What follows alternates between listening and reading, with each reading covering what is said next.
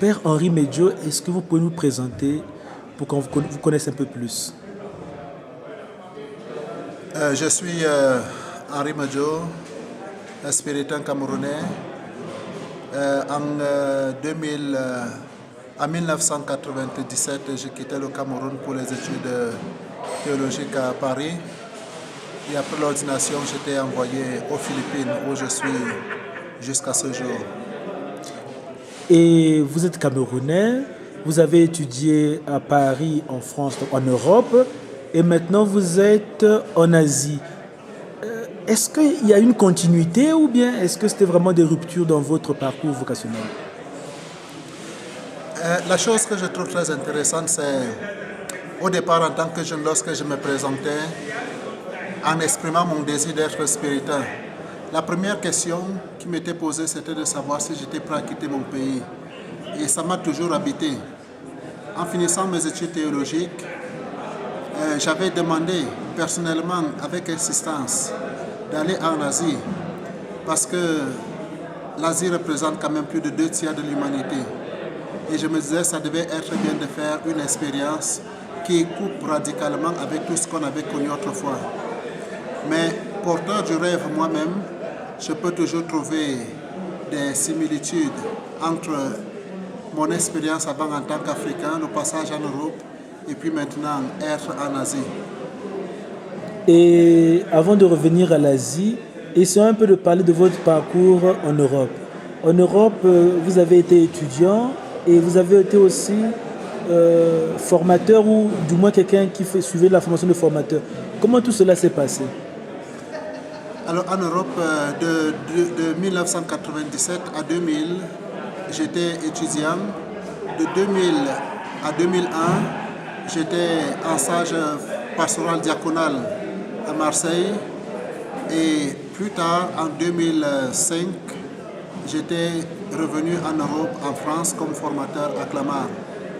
Et dans toutes ces expériences, c'est comme si tous ces passages un peu m'ont aidé à refaire le lien et à découvrir de façon plus profonde et différente la réalité française et puis surtout tous les efforts de l'Église de France. Et ce qui m'a aussi beaucoup passionné en cette période, c'est aussi l'accompagnement des communautés africaines, surtout plus tard comme prêtre.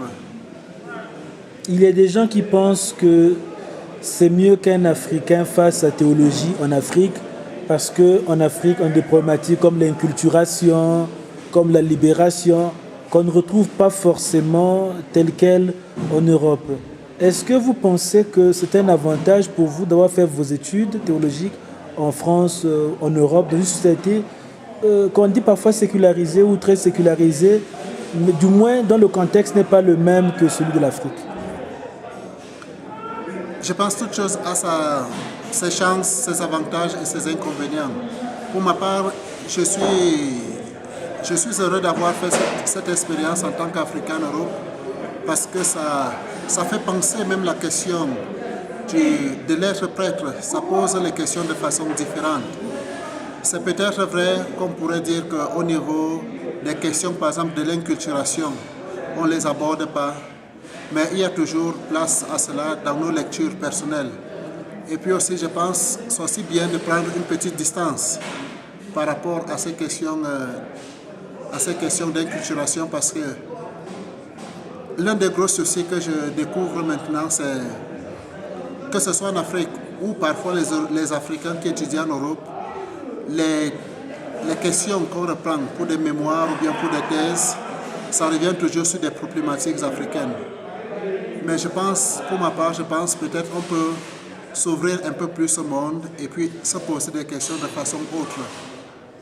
Peut-être on n'aborde pas ces questions directement, mais on les découvre sous un autre jour à travers les questions qui se posent dans ce qu'on appelle les églises, les vieilles églises.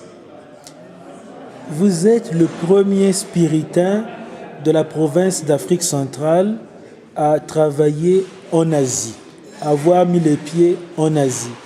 Pouvez-vous nous dire comment avez-vous vécu l'expérience? D'abord, arriver dans un continent que vous ne connaissez pas, ni d'hier ni d'avant-hier, Et puis certainement qu'il y a des réalités aussi qui ne sont pas les mêmes qu'en Afrique ou du moins en Europe où vous avez vécu avant.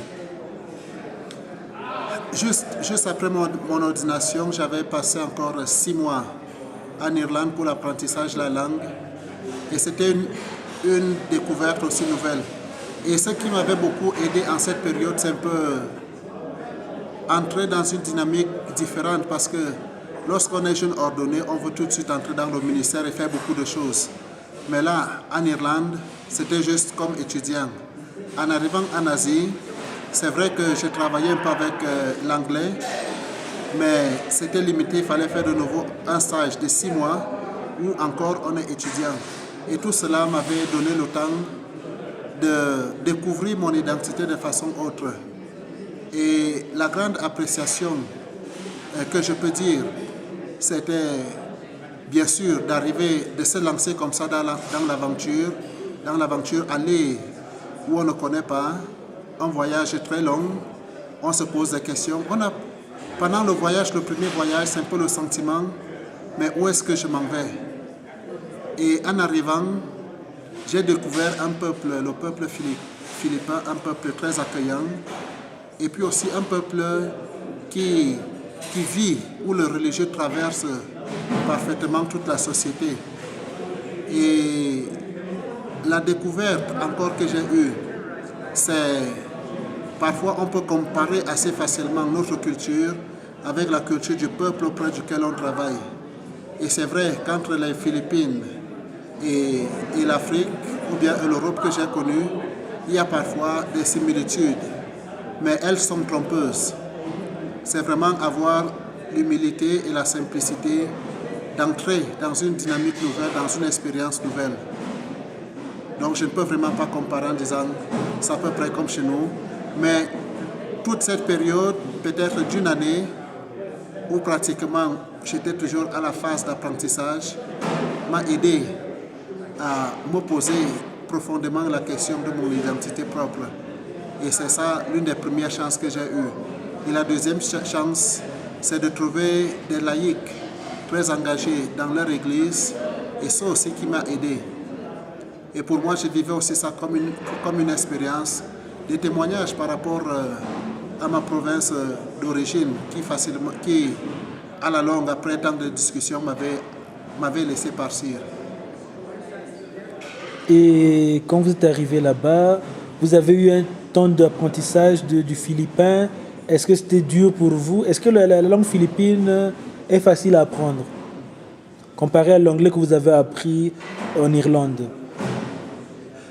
L'apprentissage des langues, c'est toujours quelque chose de fascinant. Et pour ma part, je me souviens même en Irlande, c'est souvent que j'écoutais la musique en anglais. Et puis, c'est la même chose que j'ai faite aux Philippines. Je me souviens d'avoir acheté des chants philippins avec des vidéos. Donc, souvent, je les écoutais pour faire la première expérience de tomber amoureux avec la langue qu'on va apprendre. Et finalement, ça m'a beaucoup ouvert, non seulement à la langue en tant qu'elle-même, mais aussi à découvrir l'aspect culturel qu'avait cette langue. Je me souviens, après 3 mois de langue, je ne faisais plus mes devoirs. Mais après la classe, je laissais mes cahiers et j'allais dans le village et je causais avec des personnes. Et quand j'arrivais le lendemain en classe, on me demandait mon devoir, je n'avais pas. Mais d'autres avaient fait leur devoir, ils avaient très bien. Mais après avoir quitté l'école, ces personnes-là ne pouvaient pas parler. Or, le fait, quand tu passes par l'expérience de tomber amoureux de la langue, de la pratiquer véritablement, c'est quelque chose qui reste. Et après, tu ne vois même plus la difficulté. Tu ne t'arrêtes pas au niveau de faire juste des devoirs, mais tu traverses ce niveau et tu entres dans une dynamique relationnelle avec les gens.